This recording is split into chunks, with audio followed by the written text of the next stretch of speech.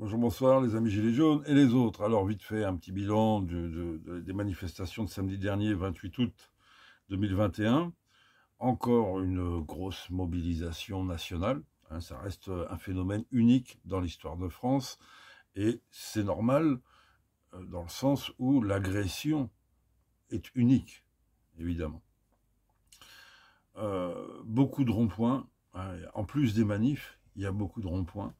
Beaucoup de motards en colère, beaucoup de pompiers, beaucoup voilà, de parties différentes de la population qui rejoint les cortèges.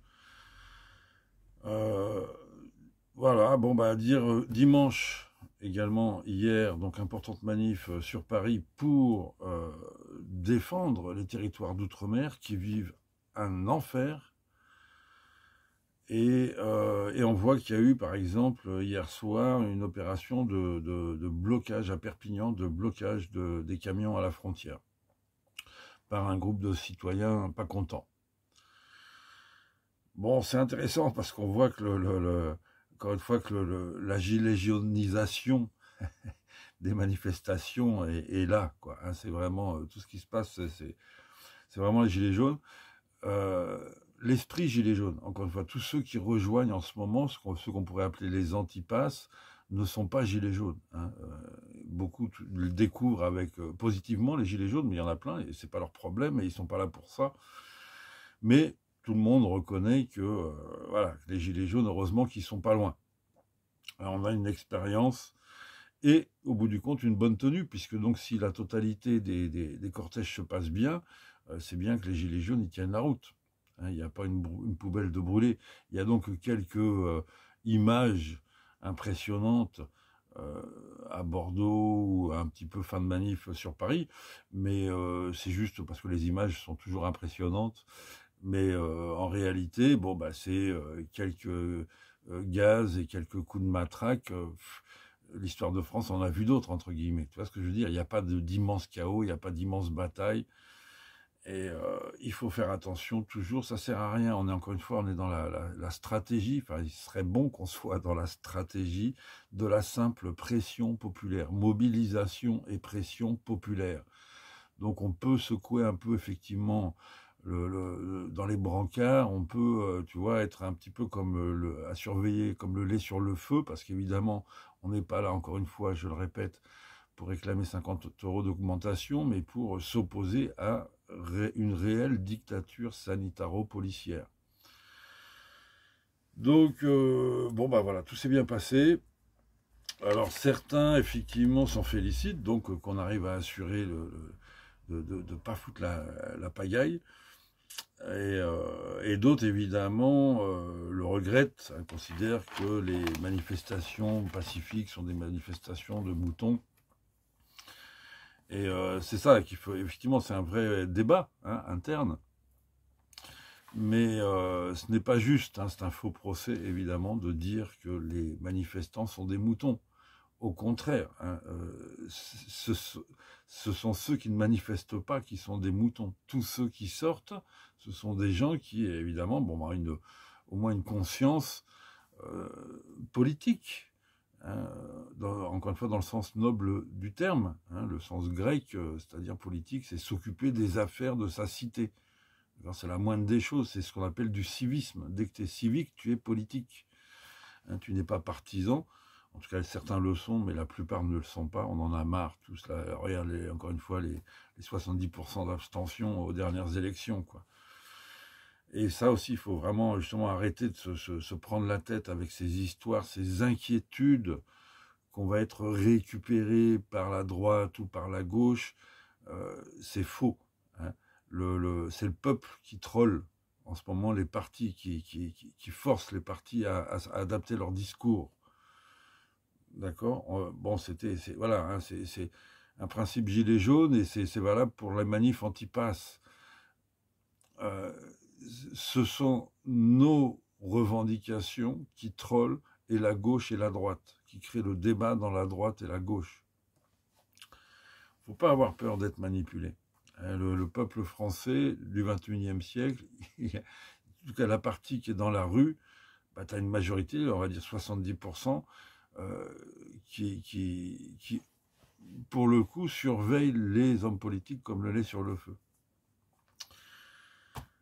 Bon, donc, alors Paris, c'est vrai que c'est un peu compliqué sur Paris, donc, mais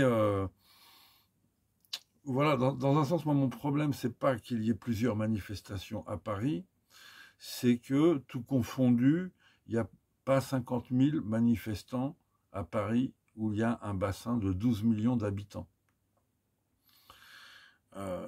Mais bon, bah, c'est le contexte, encore une fois, unique, etc. Très bien, enfin, c'est hein, le mois d'août. Donc, mais voilà, ce que je veux dire, c'est que, quelle que soit l'ambiance des cortèges, il n'y a que le nombre, au niveau national, qui puisse donner de la force au peuple dans ce bras de fer aussi historique qu'hallucinant contre le gouvernement. Voilà, ce que je veux dire, c'est qu'il ne faut pas focaliser sur Paris. Paris, voilà, c'est donc 50 000 personnes pour un cinquième de la population.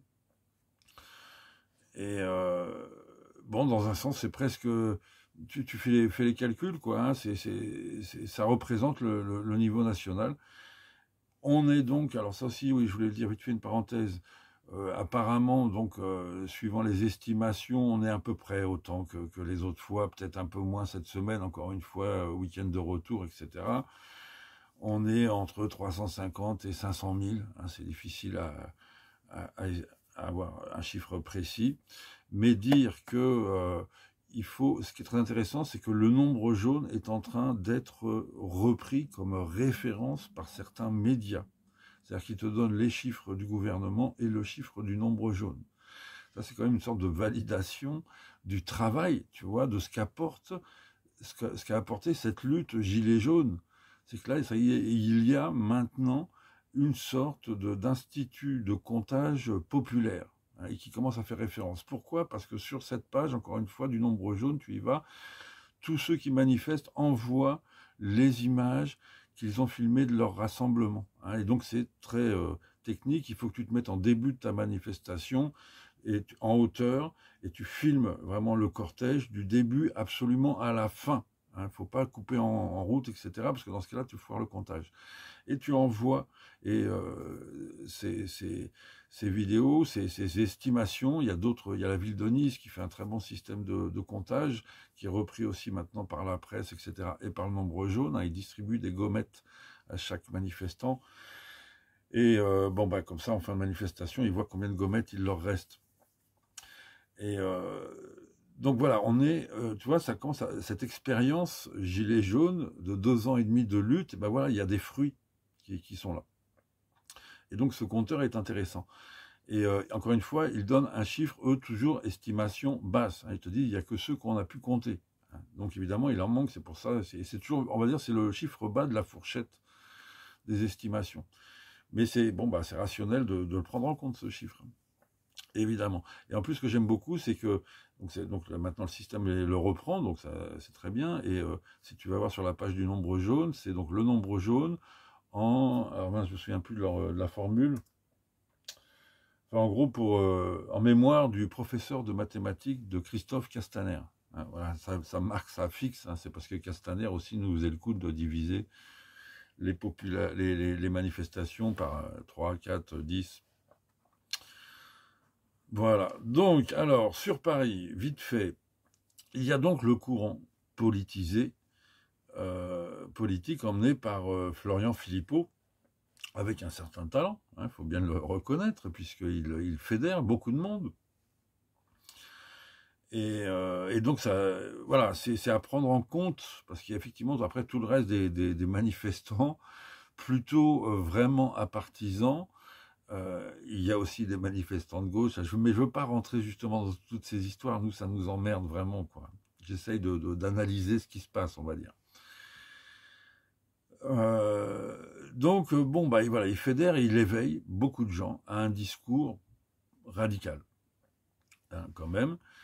Il y a beaucoup de gilets jaunes qui l'ont rejoint, en tout cas au début, car il a fait une sorte d'appel vraiment à tout le monde. Hein, Philippot, il a dit tout le monde peut venir, vraiment, là, il n'y a pas de jeu politique à avoir dans cette lutte contre le pass. Donc il veut fédérer au maximum.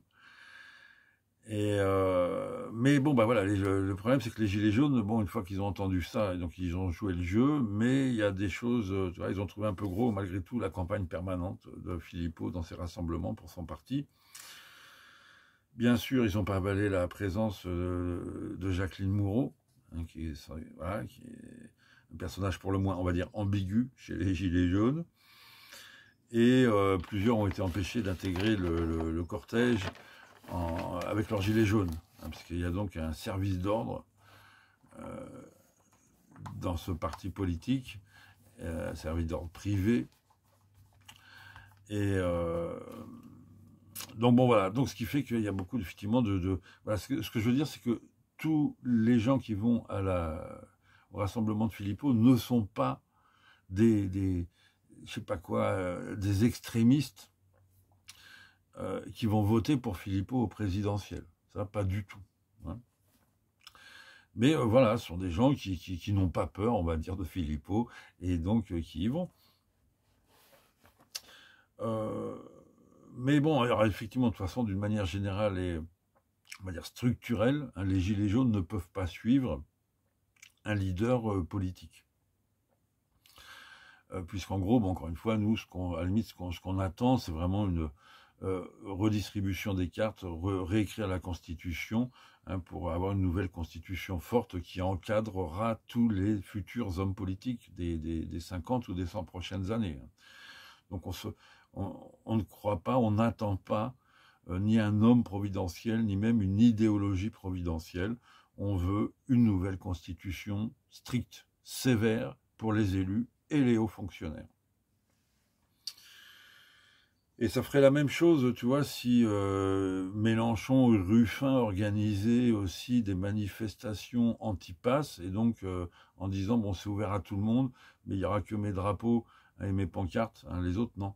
Tu vois, c'est bon, ben, on dira bravo, c'est bien, vous manifestez anti-pass, mais on ne va pas forcément vous rejoindre. Voilà. Il y a des gens qui rejoindront, parce qu'ils ont l'âme à gauche, on va dire.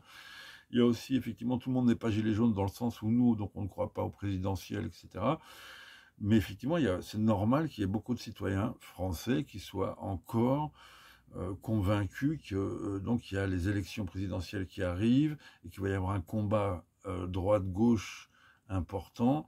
Et donc, ben voilà, ils se choisissent un peu leur poulain pour les prochaines élections. Alors que les gilets jaunes, non, on ne choisit pas un poulain. Éventuellement, il y a même peut-être des poulains gilets jaunes qui vont essayer la course. Mais on ne choisit pas de poulain, nous, ce sont nos idées qu'on va imposer dans la campagne, et le lendemain de l'élection présidentielle, quel que soit l'élu, les gilets jaunes seront dans la rue, hein, pour mettre la pression populaire. D'accord, même si cette crise dictature sanitaire se termine demain matin, les gilets jaunes ont d'autres fers au feu. Hein, la crise sociale, la corruption, la dette, l'exploitation et le crime contre les personnes âgées dans les EHPAD, l'exploitation et le crime de l'enfance maltraitée. Voilà, on a plusieurs sujets, nous. Hein. Donc, la dictature sanitaire, ok, on est à fond dedans, évidemment. Ce sont les mêmes, hein, qui mettent tout ça en œuvre. Mais ce que je veux dire, c'est que, voilà, effectivement, nous, on ira plus loin, hein, que tout. Voilà. Donc, c'est pour ça que voilà, que ceux qui décident que Philippot soit leur poulain, ben, qu'ils y aillent. Hein, mais nous, on n'est pas vraiment dans cette manière de combattre. Qu'il fasse sa part, qu'il éveille, hein, et il ne faut pas s'opposer les cortèges les uns aux autres. Là, on est vraiment dans l'esprit de la tranchée. Hein, on est tous dans la même tranchée et il ne faut pas se tromper d'ennemi, il ne faut pas tirer dans la tranchée. Il faut qu'on tire tous dans le même sens. Alors, si on ne peut pas supporter, il y en a un qui se met dans un coin de la tranchée et l'autre dans l'autre, mais on doit tous tirer dans le même sens.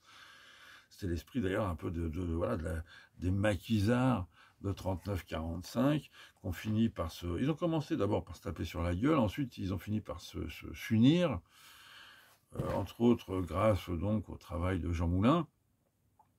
Et donc, voilà, ils ont décidé de tous tirer dans le même sens, jusqu'à la libération, jusqu'à la victoire, et après, ils se sont remis à faire de la politique politicienne entre eux, mais une fois que, voilà, que le paysage était dégagé, hein, qu'on pouvait, enfin, qu'il y avait un outil démocrate qui permettait de refaire de la politique politicienne, ce qui est ça, hein, bien sûr. Donc, bon, voilà, hein. Voilà, on n'est déjà pas beaucoup non plus, hein, on est beaucoup, mais pas beaucoup. Euh, c'est exceptionnel qu'on soit 500 000, mais c'est dommage qu'on ne soit pas déjà 2 ou 3 ou 4, 5 millions, évidemment. Donc, faut éviter de se tirer dessus, parce qu'on n'est pas beaucoup. Hein, et donc, nous réglerons nos comptes politiciens après la victoire. Bon, en ce qui concerne les Gilets jaunes de Paris, c'est encore plus compliqué. Chacun est responsable de ce qu'il dit et de ce qu'il fait. Ça, c'est la base. Et c'est pour ça qu'on invite évidemment tous ceux qui s'impliquent dans les déclarations de manifestation de garder leurs mauvaises paroles, hein, et de surtout pas les rendre publiques, de ne pas alimenter la cacophonie qui démobilise. D'accord ? Voilà. Si vous avez des bonnes raisons de vous engueuler entre vous, engueulez-vous entre vous. Voilà, dans un café ou n'importe où, mais au téléphone entre vous, si vous, voilà, mais pas en public, pas en public. Ça démobilise plus que la répression. D'accord ? Voilà, je préfère une charge de CRS que un seul mauvais mot de la part d'un déclarant vis-à-vis des autres cortèges. D'accord, la charge de CRS, elle mobilise bizarrement, tu vois, parce que là, on voit l'injustice, etc., etc. Alors que la division démobilise. Et donc, voilà, donc on n'est pas, bon, personne n'est responsable de personne, hein, c'est pour ça, hein, chacun est responsable de ce qu'il dit et de ce qu'il fait, mais malgré tout, je me sens un petit peu obligé de m'excuser auprès des nouveaux manifestants, les antipasses, qu'on va appeler les antipasses, et parce qu'ils sont obligés justement de choisir, ils savent pas trop pourquoi, qu'est-ce que c'est que ça, il y a des gilets jaunes ici, il y a des gilets jaunes là, et quand ils vont dans un des cortèges, on leur parle mal des autres gilets jaunes ou des autres cortèges, enfin ils sont très déçus, et ça démobilise. C'est une très grande responsabilité. Les gens ont l'impression qu'ils se battent pour être déclarants, mais j'ai l'impression qu'ils oublient que c'est une énorme responsabilité et qu'on peut leur demander des comptes. Hein, ceux qui se déchirent encore aujourd'hui sont ceux qui ont amené les cortèges gilets jaunes à portions congrues, à cause de ces guéguerres. Hein, on ne va pas vous refaire, mais c'est 1 an de guéguerre. On sort d'1 an de guéguerre. Des déclarants et des égos, etc. Ça démobilise. Et à la fin, les gilets jaunes, à la fin, enfin, avant en tout cas, la remobilisation générale déclenchée par le discours de Macron et l'imposition du pass, il y avait 3 cortèges gilets jaunes, un où il y en était 200, 300, un autre où ils étaient 20 et un autre où ils étaient 4. Hein, parce qu'il y a un moment, il y a des problèmes en impression psychiatrique chez certains. Et là, c'est leur guéguerre qui avait vidé les rangs. On en avait marre. Hein, et là, donc, tu as une nouvelle agression de la dictature sanitaro-policière qui a remobilisé, et ces déclarants se prennent tout d'un coup pour Napoléon en disant « Regarde tout le monde qu'il y a derrière mes manifestations », et continuent leur guéguerre, ils ne se rendent pas compte qu'ils vont de nouveau assécher la mobilisation à cause de ce comportement, de ces comportements. Donc, je sais, j'ai entendu, je veux croire à la bonne nouvelle. Il semble qu'il y ait enfin réunion de travail entre certains de ces déclarants. Et voilà, on attend, il n'y a pas encore de résultats très clairs, mais a priori, ils arrivent à discuter entre eux déjà. Bon. Il se peut qu'il y ait vraiment un seul et unique appel gilet jaune pour le 11 septembre, affaire à suivre. Et d'ailleurs, effectivement, je pense que on doit aussi avoir conscience, les gilets jaunes, les déclarants gilets jaunes, qui s'entendent, qui doivent s'entendre, doivent même ouvrir encore plus hein, que sur leur petite personne. Il faut comprendre que, dans un sens, ils occupent cette responsabilité sans qu'il y ait eu de déclarés sur Paris. Hein, ils se sont plus ou moins imposés, hein, puisqu'il n'y a pas eu de vote ou d'élection, quoi que ce soit, ou d'organisation. Ils se sont imposés par le temps. Et donc ça bloque, ça occupe cette responsabilité, ce qui fait qu'il y a plein de gens qui voudraient, qui pourraient apporter quelque chose aux manifestations et aux déclarations de manifestations et qui ne le font pas. Parce qu'ils voient que c'est déjà le bordel, donc ils n'ont pas envie de s'emmerder, ils ne sont pas là pour ça non plus, tu vois. Donc ça écarte beaucoup de gens. Les gilets jaunes devraient, ces déclarants, enfin créer une sorte de collectif des déclarations gilets jaunes parisiennes. Et ils devraient l'ouvrir aujourd'hui, dans le cadre de la crise du pass, ils devraient l'ouvrir à des déclarants anti-pass. Hein, ce n'est pas qu'une manifestation gilets jaunes, au bout du compte, c'est une grande manifestation populaire, apartisane, anti-pass, dans lequel il y a des gilets jaunes à la manœuvre parce qu'on a une expérience évidemment qu'on apporte à l'ensemble du mouvement, mais on ne doit pas s'accaparer la mobilisation des antipasses contre le pass.